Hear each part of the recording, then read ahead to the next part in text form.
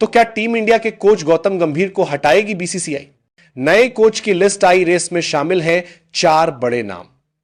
Indian cricket एक ऐसा परिवार है या फिर एक ऐसी टीम है जिसमें आप बिल्कुल भी मनमुटाव बर्दाश्त नहीं कर सकते।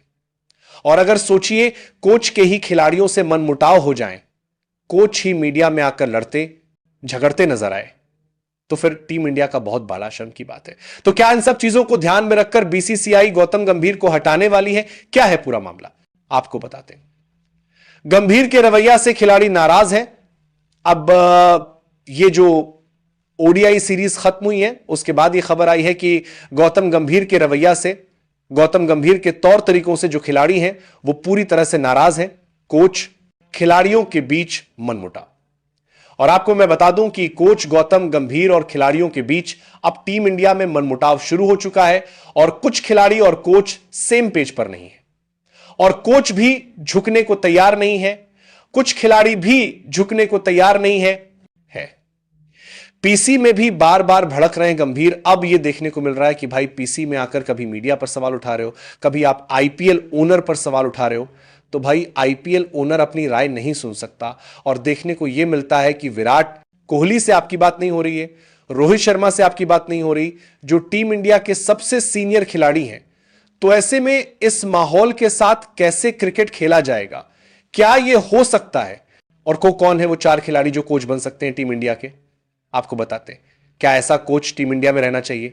और अब देखिए सवाल यह उठ रहा है कि क्या गौतम गंभीर जैसा आदमी जो अपने इमोशंस पर कंट्रोल नहीं कर पाते हैं, आकर कुछ भी बोल जाते हैं, क्या ऐसा आदमी टीम इंडिया का कोच रहना चाहिए कि नहीं? आप कमेंट में बताइए। मैं आपको कुछ नाम बताता हूं।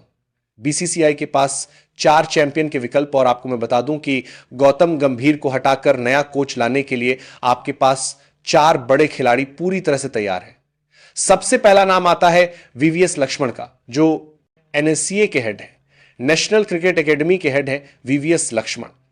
और अगर जब गौतम गंभीर आपकी टीम के साथ टेस्ट, ओडीआई या टी20 के साथ टीम के साथ ट्रैवल नहीं कर पाते हैं, तो वीवीएस लक्ष्मण फिर आपको जाते हुए नजर आते हैं। और बीच में पिछले 1 साल में कई टीम इंडिया की एज या कोच बनकर वीवीएस लक्ष्मण जा चुके हैं। तो वीवीएस लक्ष्मण रेडीमेड हैं आपके कोच बनने के लिए।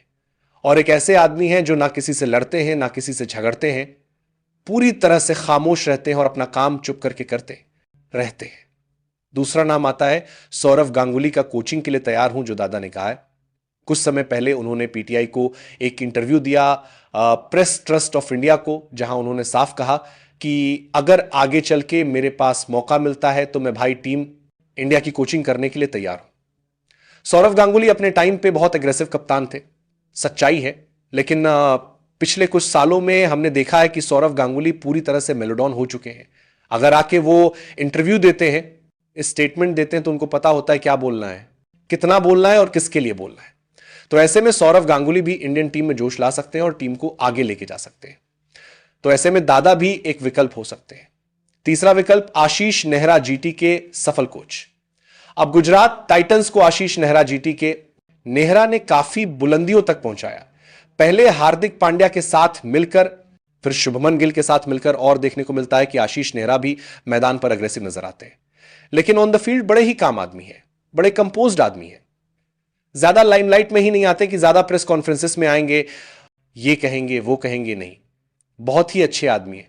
गोवा में वैसे तो ऑल टाइम रहते हैं, लेकिन क्या वो तैयार होंगे टीम इंडिया के साथ 10 महीने ट्रैवल करने के लिए? यह बहुत बड़ा सवाल है। लेकिन आशीष नेहरा एक बहुत अच्छा विकल्प है। और तीसरा नाम, आखिरी नाम आता है, चौथा नाम, वीरेंद्र सहवाग का कोच बनने के लिए तैयार थे। जब आपको याद होगा रवि शास्त्री डायरेक्टर के पद से हटे थे, तब बीच में मुद्दा उठा था, तो वीरेंद्र सहवाग भी तैयार हो गए थे कोचिंग के लिए। लेकिन उन्होंने शर्त रखी थी कि भाई मुझे डायरेक्ट कोच बना दो, मैं कोई आवेदन नहीं दूंगा, मैं कोई एप्लीकेशन नहीं भरूंगा, मैं ऐसा कुछ नहीं करूंगा, मैं डायरेक्ट आकर कोच की जो भूमिका है उसमें आकर बैठ जाऊंगा और अपनी टीम पूरी तरह से लेकर आऊंगा। तो ऐसे में वीरेंद्र सहवाग भी एक विकल्प हो सकते हैं।